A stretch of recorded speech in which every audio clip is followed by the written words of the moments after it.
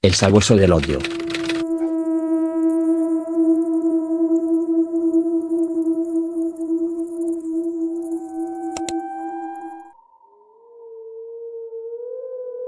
¿Qué onda, gato macabro?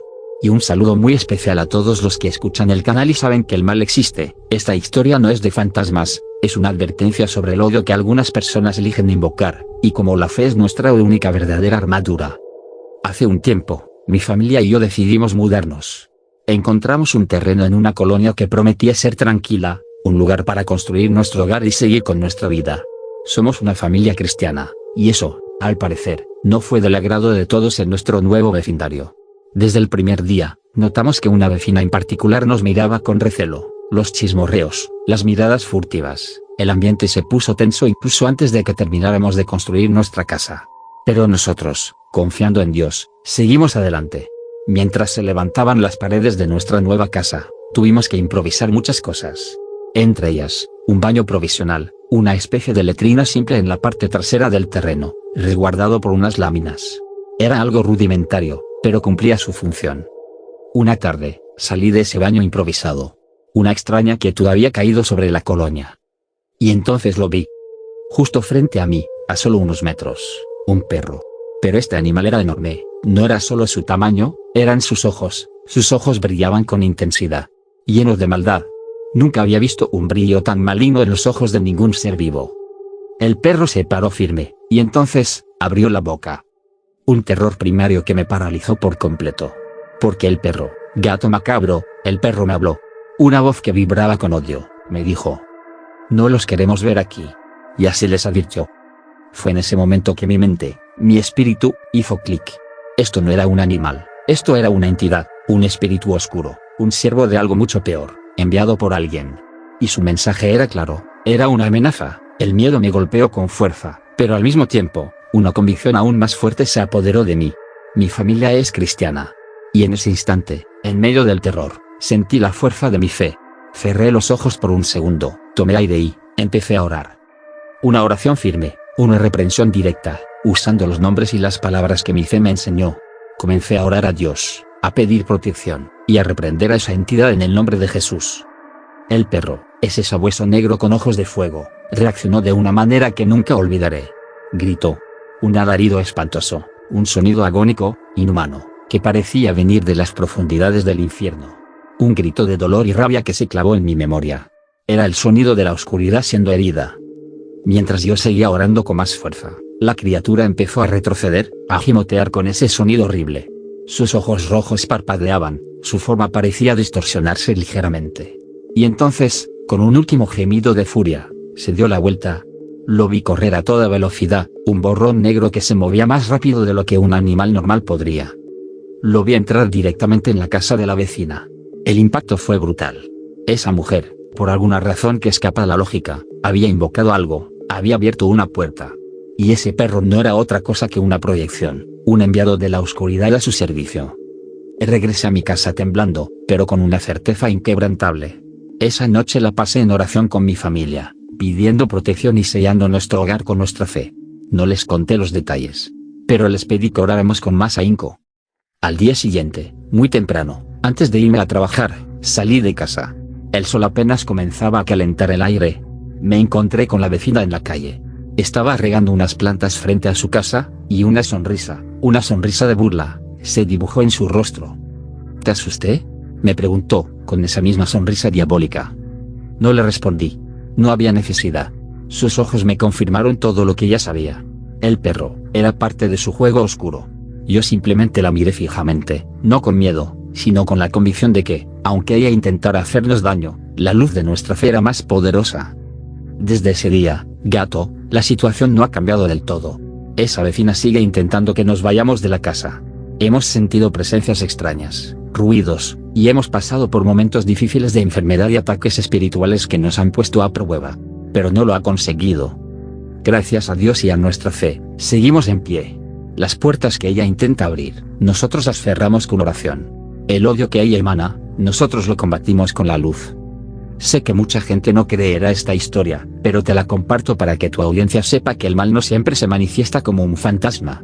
A veces, El terror se esconde en el corazón de las personas y se materializa de las formas más horribles. La lucha espiritual es real, gato macabro, y te aseguro que es más aterradora que cualquier película.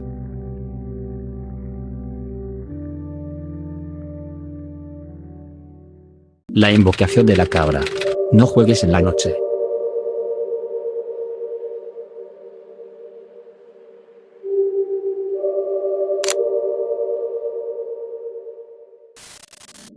¿Qué tal, gato macabro?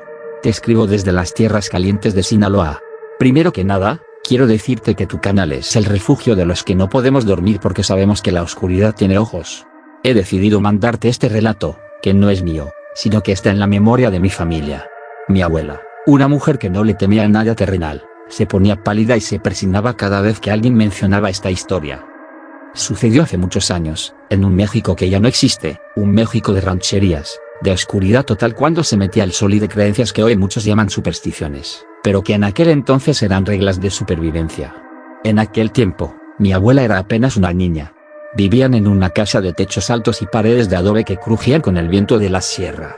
No había televisión, ni internet, ni distracciones modernas. Las noches se pasaban entre historias de aparecidos y juegos de mesa. Lo más común, lo que unía a la familia, era la lotería. El gallo, la sirena, el catrín. Esos gritos llenaban la sala de alegría. Una noche, después de una cena familiar, varias de las hermanas de mi abuela y una prima se sentaron a jugar. Pusieron los frijolitos sobre los cartones y empezaron a cantar las cartas. La noche avanzó tranquila, entre risas y café de olla. Pero conforme las velas se iban desgastando, el cansancio empezó a vencer a la mayoría. Uno a uno, los familiares se fueron retirando a sus catres, dejando la sala en una penumbra que solo las últimas llamas de las velas lograban combatir. Todas se fueron, excepto una, la prima mayor. Vamos a llamarla Elena. Decidió quedarse sola. Unas cuantas vueltas más, pensó, mientras barajaba las cartas ella misma en el silencio absoluto de la madrugada sinaloense. El ambiente en la sala cambió. Elena seguía tirando cartas, la muerte, la mano, el diablito. Al caer esta última carta, ella sintió un escalofrío que le recorrió la columna vertebral. Dejó de barajar. El silencio era tan profundo que podía escuchar los latidos de su propio corazón. Por el rabillo del ojo, notó algo.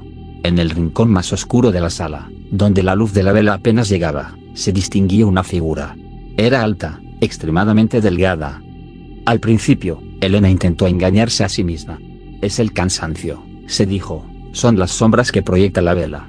Decidió ignorarlo y bajar la vista a su cartón de lotería. Pero el ruido empezó. No fue un grito, ni un golpe. Era el sonido de pezuñas.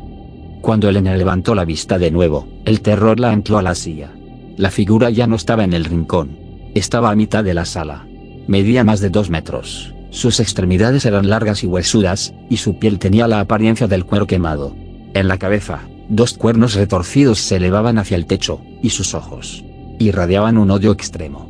Sin decir una sola palabra, sin emitir ningún sonido humano, la criatura se deslizó hacia ella. Elena quiso gritar, la cosa extendió una mano con dedos como garras y la tomó del brazo con una fuerza sobrenatural.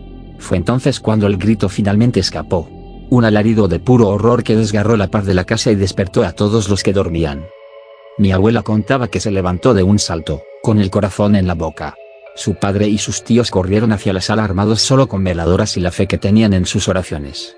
Al entrar, la escena que vieron fue algo que ninguno de ellos olvidaría hasta el día de su muerte. Elena estaba en el suelo, siendo arrastrada hacia la oscuridad por esa figura negra. Los hombres levantaron las velas y, por un segundo que pareció una eternidad, todos alcanzaron a ver al intruso. No era una persona disfrazada, era el mal personificado, alto, deforme, con patas de animal y ojos rojos. El pánico amenazó con hacerlos huir, pero el amor por Elena fue más fuerte. Alguien empezó a rezar. Padre nuestro que estás en el cielo. Al principio, las voces temblaban. Pero conforme se unían más familiares, el rezo se volvió un rugido de fe. La criatura soltó un siseo horrible, como el de una serpiente gigante bajo el fuego. Empezó a retorcerse, soltando el brazo de la prima, quien lloraba y rezaba desesperadamente hincada en el suelo. El olor en la habitación se volvió insoportable, una mezcla de azufre, carne podrida y algo quemado. Nadie supo cuánto tiempo pasó. Lo cierto es que, bajo la luz parpadeante de las veladoras y la fuerza de las oraciones, la figura empezó a desvanecerse, y finalmente, desapareció por completo. El silencio volvió, Pero ya no era un silencio de paz, era el silencio de un cementerio. Elena nunca volvió a ser la misma. Sus brazos quedaron marcados por moretones negros que tenían la forma exacta de unos dedos largos y delgados, marcas que tardaron meses en desaparecer de su piel. Durante el resto de su vida, se negó a estar sola en una habitación de noche. Desde esa noche, en la familia de mi abuela se instauró una ley inquebrantable, un protocolo de seguridad contra lo oculto. Nunca, bajo ninguna circunstancia, se vuelve a jugar lotería después de que cae el sol. Muchos dicen que los juegos de azar son puertas. Que cuando barajas las cartas de noche, estás barajando las posibilidades de que algo del otro lado decida sentarse a tu mesa. En Sinaloa, hay quienes todavía cuentan esta historia en los ranchos, advirtiendo a los jóvenes que no desafíen al silencio de la madrugada. Gato, te mando esta historia porque sé que tú entiendes que el miedo no es solo una emoción, es una advertencia. Lo que le pasó a la prima de mi abuela es la prueba de que hay entidades que solo están esperando una invitación, una distracción o un simple juego para reclamar lo que creen que les pertenece. Espero que esto llegue a tu canal y que sirva de advertencia para aquellos que creen que jugar con cartas en la oscuridad es algo inofensivo. No mames. ¡Mamá!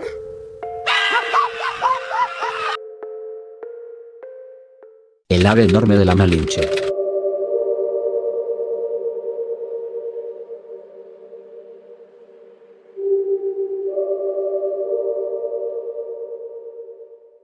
¿Qué onda, gato macabro? Un saludo a toda la comunidad. De los que sabemos que hay cosas allá afuera que la ciencia no explica. Te escribo desde las faldas de nuestra majestuosa Malinche, aquí en Tlaxcala, una montaña que muchos ven como un símbolo, pero que para los que la patrullamos de noche, esconde secretos que te rompen la cabeza. Llevo años trabajando como seguridad, patrullando caminos de terracería y zonas remotas. He visto de todo, animales salvajes, gente haciendo cosas raras, hasta ovnis. Pero siempre le encontraba una explicación lógica, por más rebuscada que fuera. Hasta que una noche, la Malinche decidió enseñarme que hay cosas que escapan a cualquier manual o lógica. Era un turno tranquilo, alrededor de las 10 de la noche. El aire fresco de la montaña ya empezaba a calar, ese te despierta los sentidos. El recorrido habitual me llevaba por veredas de tierra, donde el único sonido era el crujir de las llantas de la patrulla sobre la grava, y el silbido del viento entre los pinos. Iba solo, como de costumbre. La mayoría de las veces, solo usaba los faros delanteros, que eran suficientes para iluminar el camino y no espantar a la fauna local más de lo necesario. Pero esa noche sentí una extraña pesadez en el ambiente, como una electricidad estática que te eriza los pelos del brazo. Instintivamente, decidí encender las callejoneras, esas luces blancas potentes que van en la torreta de la patrulla. Quería tener una mejor vista, una sensación de control. Fue entonces cuando la vi. A lo lejos, a unos 50 metros por el camino de terracería, algo llamó mi atención. Era un bulto, una figura enorme de color blanco puro que destacaba brutalmente en la oscuridad casi total de la montaña. Medía alrededor de 5 metros de alto, más que un ser vivo, parecía una especie de columna o tubo gigantesco, inmóvil en medio del camino. Mi primera reacción fue la incredulidad. Mi mente buscó la explicación lógica, alguna tubería de una obra, un poste, un camión abandonado. Pero nada encajaba con la forma o el tamaño. Apagué las callejoneras. No sé por qué, pero sentí la necesidad de acercarme con discreción, solo con los faros principales de la unidad. La escena era irreal. Esa cosa seguía ahí, de pie, bloqueando completamente el camino. A medida que me acercaba, los faros de la patrulla apenas alcanzaban a iluminar la mitad inferior de su cuerpo, dejando el resto sumido en una oscuridad impenetrable. La silueta era tan alta que se perdía en la noche estrellada. No se movía ni un centímetro, como si estuviera esperando. La situación se tornó tensa. Mi corazón empezó a latir con fuerza contra mis costillas. Pensé, esto no es normal. No es una obra, no es un camión. La cosa estaba de espaldas a mí, ignorando mi presencia, pero la magnitud de su inmovilidad era más amenazante que cualquier movimiento. Tomé una decisión. Necesitaba ver qué era. Encendí todas las luces de la torreta, las callejoneras, las luces de emergencia. Todo el arsenal luminoso de la patrulla. El destello blanco bañó la figura de blanco, revelando lo que mi mente se negaba a procesar. No era un tubo, ni era un poste. Era un ser, una criatura. Su cuerpo era esbelto y erguido, cubierto de un plumaje blanco. La figura no era de un mamífero, esta cosa era un ave. Un búho. Pero no un búho normal. Era un búho gigante, monstruoso, parado sobre dos patas largas y poderosas que terminaban en unas garras que ni siquiera el oso más grande podría igualar. La forma tubular que había percibido al principio era la de su cuerpo alargado y delgado en proporción a su altura, con las alas plegadas tan perfectamente que se mimetizaban con el tronco.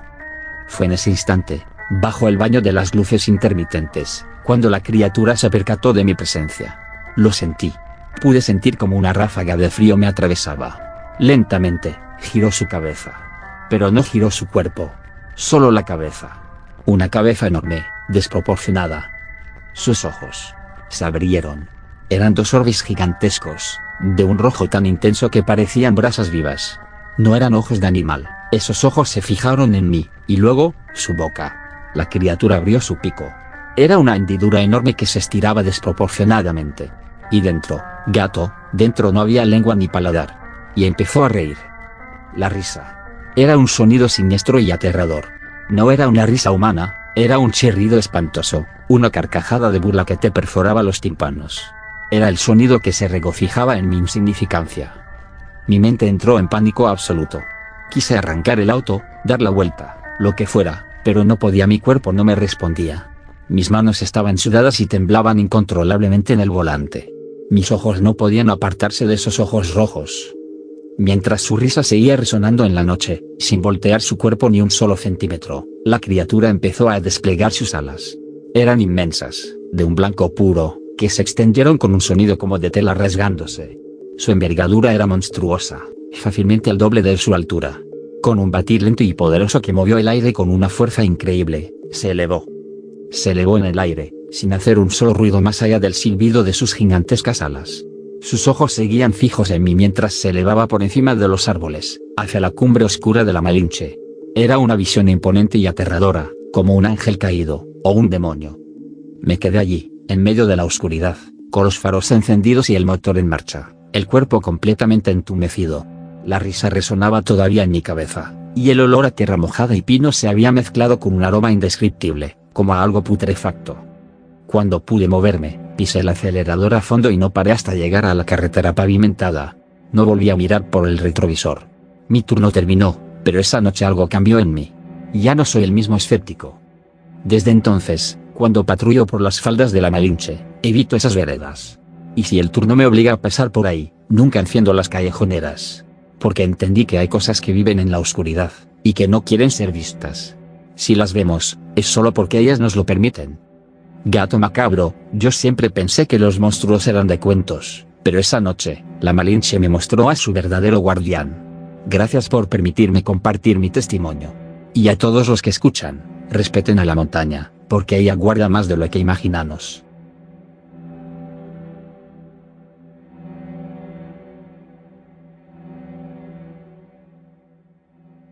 Terror y silencio en el mar.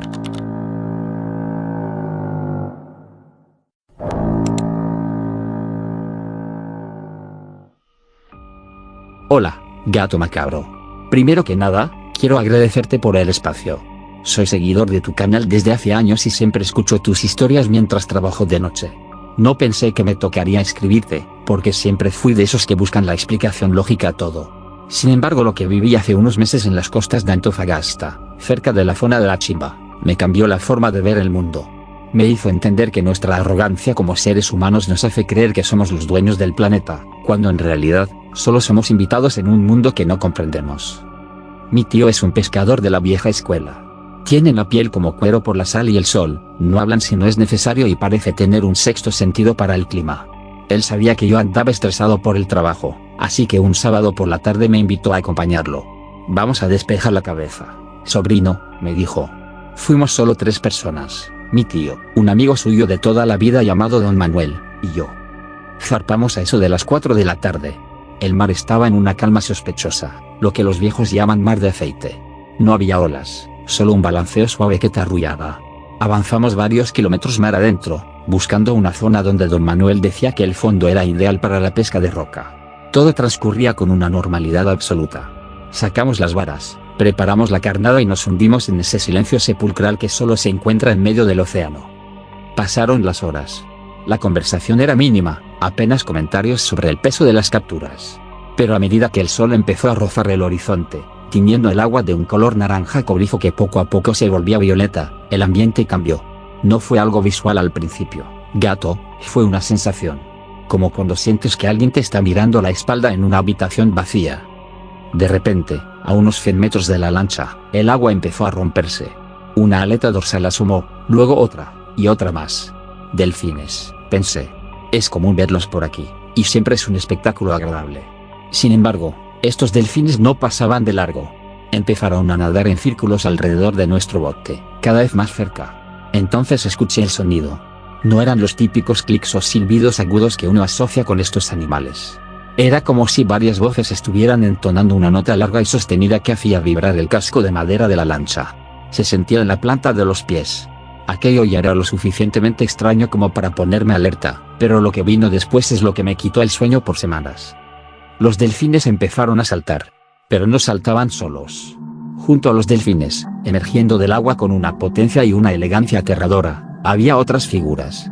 Criaturas que tenían el tamaño de un hombre adulto, pero cuya morfología desafiaba cualquier libro de biología. No eran las sirenas de los cuentos, esas bellezas de cabellos largos que seducen marineros. No. Eran seres de una apariencia bruta, imponente y, honestamente, bastante fea para nuestros estándares humanos. De la cintura para arriba tenían una forma humanoide, pero sus torsos eran extremadamente anchos y musculosos, cubiertos por una piel que parecía tener una textura similar a la de las rayas, de un color gris azulado muy oscuro.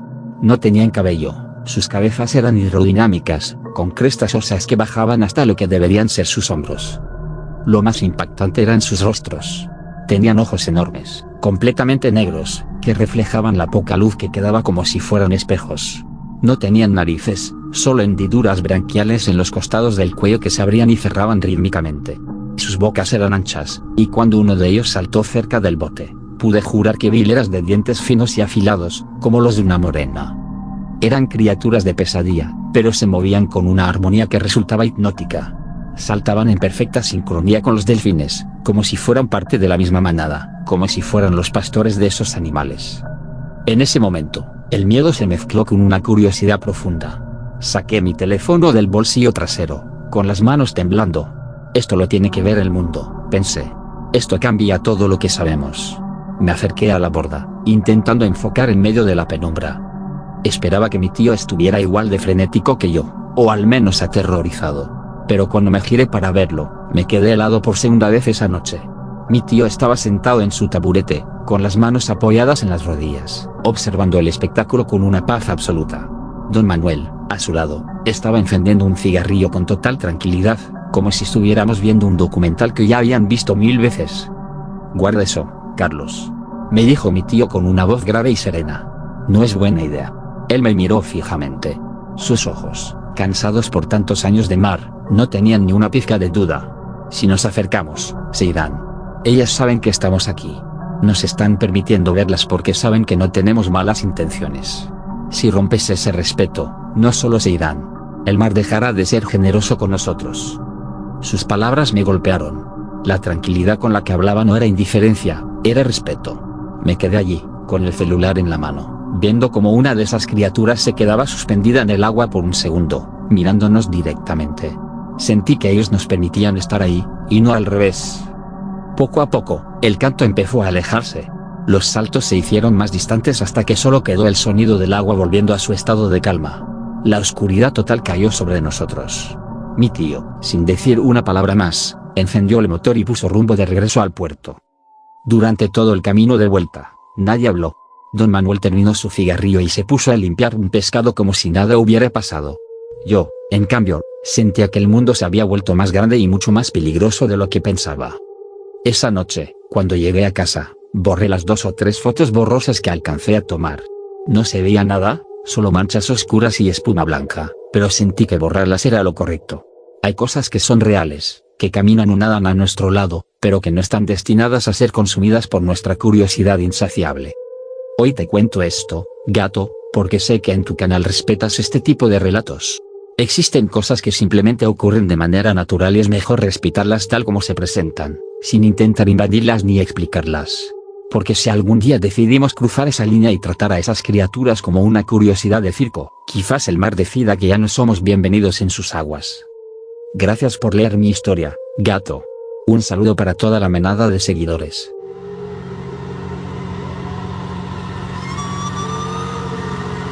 Oh my La coneja encorvada.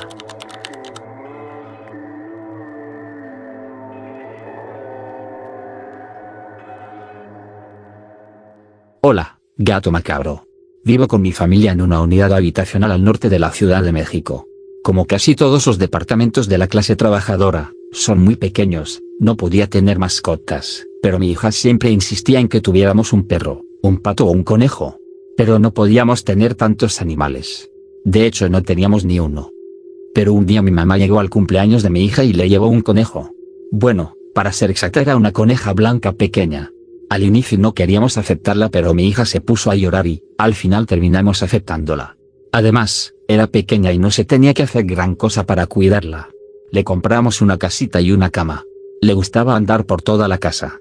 Como cualquier mascota, pero a esta no la teníamos que sacar a pasear o hacer sus necesidades fuera de la casa. En realidad fue una buena decisión ya que mi hija se encariñó mucho con Maya. A los pocos meses creció bastante. Todo parecía normal, aunque siempre me parecieron un poco macabros sus ojos. No sé si han visto los ojos de los conejos, a veces se les ven rojos muy brillosos. Maya tenía su casita y cama en la recámara de mi hija. Le gustaba mucho ponerse en las ventanas y mirar hacia afuera. Durante un año todo parecía normal. Maya comía, dormía, saltaba, miraba por la ventana, como cualquier mascota sana y normal. Mi hija la sentaba con ella en su mesita de juego, para que juntas tomaran el té. Ya sabes, cosas de niñas. Parecía su amiga. Una tarde que yo estaba en la cocina haciendo la cena y mi hija estaba en su habitación jugando al té, escuché que mi hija hablaba. Como siempre que jugaba. No le tomé importancia y seguí cocinando.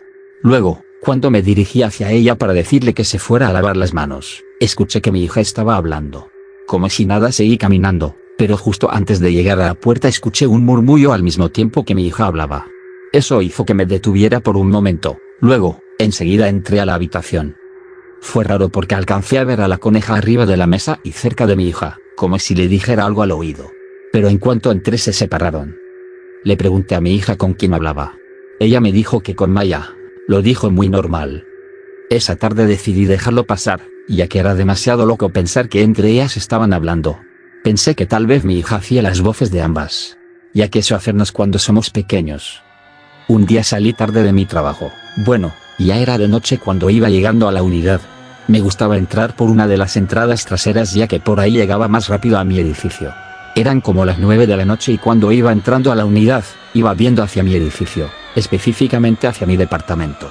A veces mi hija se ponía ahí para verme de lejos. Aunque esa ocasión ya eran las 9 y se supone que mi hija ya debería de estar dormida. Mientras caminaba vi algo raro en la ventana de la habitación de mi hija. Era una sombra. Me detuve para enfocar bien. Era una sombra de alguien encorvado y como con orejas largas que colgaban.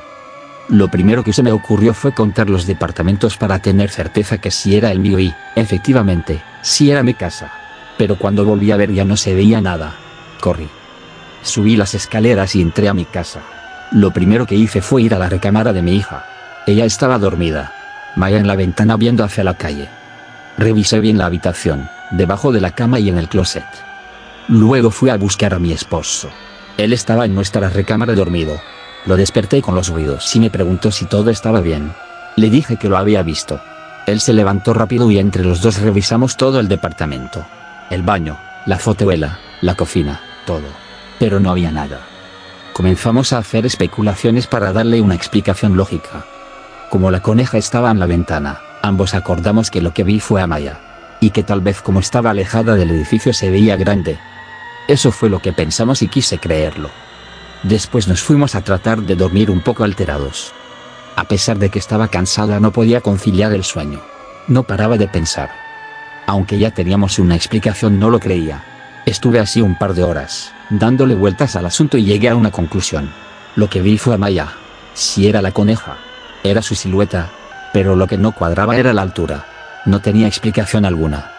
Luego, el té que bebí estaba haciendo efecto y me levanté al baño, que estaba enseguida de mi recámara. Todo estaba oscuro pero la luz del pasillo tenía un sensor que se activaba cuando detectaba movimiento y, enseguida se apagaba la luz. Entré al baño y cuando me lavé las manos me dijo que iría a ver a mi hija. Fui a ver a mi hija y seguía dormida. Maya, la coneja, también estaba dormida. Me regresé a mi habitación más tranquila. Pero no sé por qué decidí dejar mi puerta abierta. Me acomodé en la cama y cerré los ojos. Intentaba conciliar el sueño. Repentinamente abrí los ojos y la luz del pasillo estaba encendida. Me espanté un poco. Iba a despertar a mi esposo cuando vi pasar una sombra. Era la misma, una sombra de algo grande, encorvado y con orejas colgantes. No me podía mover. En eso mi esposo se despertó y se levantó rápido. Prendió las luces y salió corriendo de la habitación. Parecía que correteaba a alguien. Reaccioné y corrí detrás de él. Fui hacia la recámara de mi hija. Entré y mi esposo la traía en brazos.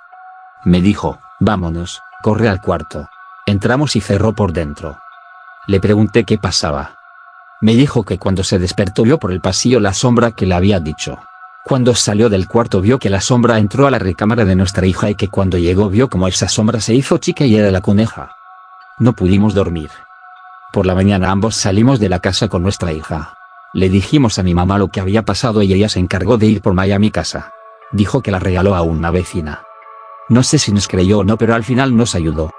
Le tuvimos que mentir a mi hija diciéndole que Maya se había escapado del departamento. No sé si me crean o no, pero no fui la única que lo vio. También mi esposo lo vivió. Jamás volvimos a tener mascotas. Ya han pasado más de 20 años y seguimos recordando eso.